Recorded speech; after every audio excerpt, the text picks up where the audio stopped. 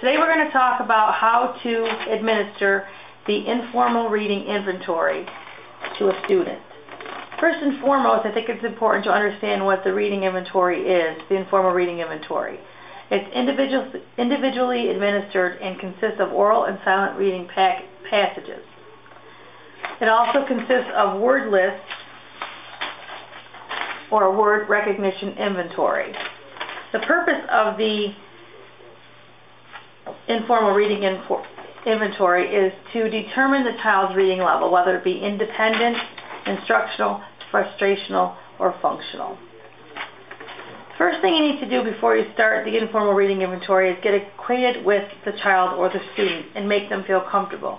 Explain what's going to happen and how the assessment's going to work. Then you determine where you're going to start your word recognition inventory. It should always be started 2 grade levels lower than the child's current grade level. So the child that I assessed was in 3rd grade, so we began his word recognition inventory in the 1st grade level.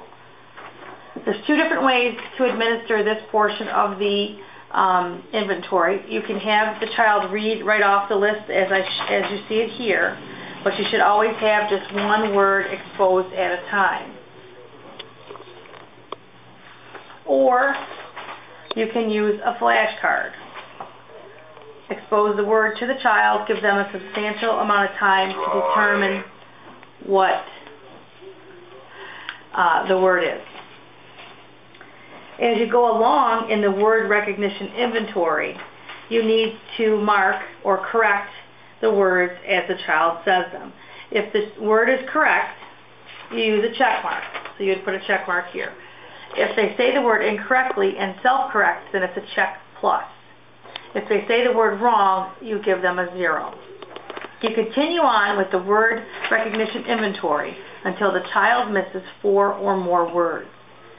At that time, the child I assessed, when we got to level 3-2, which is 3rd grade halfway through, had missed more than 4 words.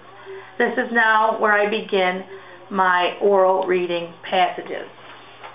So you get to your oral reading and you find level 3, 3-1, 3-2, here somewhere.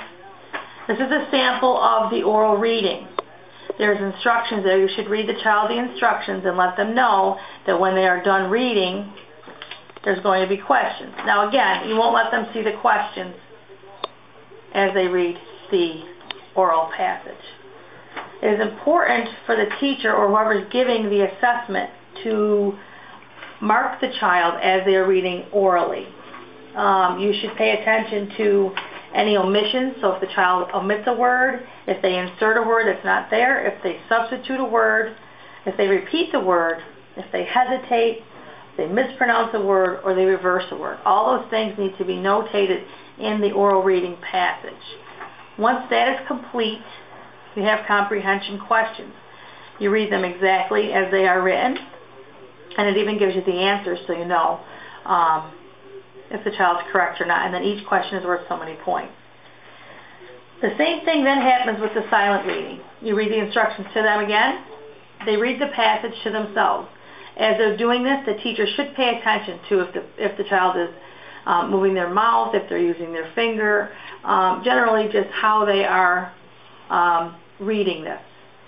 Then again, you tell them there's comprehension questions and you ask them the questions. You continue on with this until you get to a frustration level. You don't want to continue on past the frustration level because obviously the child is struggling at that point and you don't want the child to get extremely frustrated. So that's where you would stop. When you're complete your word recognition inventory and your oral and silent reading passages, you have a summary sheet. The summary sheet is very important. That's where you score the child's word recognition inventory. Tells you what grade they stopped at. You also score their comprehension. You can also get this from this assessment, their listening capacity. There's a whole summary. You can get into the structure of the words as well. It's also important that when you write up the results of the informal reading inventory that you note the child's strengths and weaknesses, comment on their behavior during the test, and then you make recommendations on how to address any of the issues that you determined the child had when you did the inventory. Once you've finished the informal reading inventory and you finish the summary sheet, you then have an idea where this child's weaknesses are, what grade level they are reading at compared to what grade level they're in.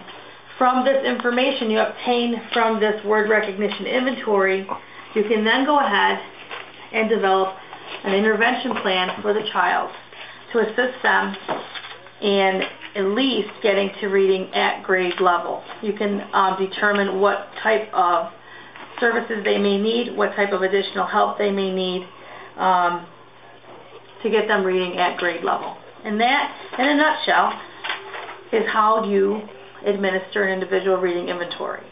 One note I will say is that it's very difficult the first time. I've only done it twice myself. And it is very difficult. It's important that you understand how to market, and I think as you do more, you'll get better at them, and it's easier for you to make the notations on the actual reading, on the actual assessment. So that's how you administer an informal reading inventory.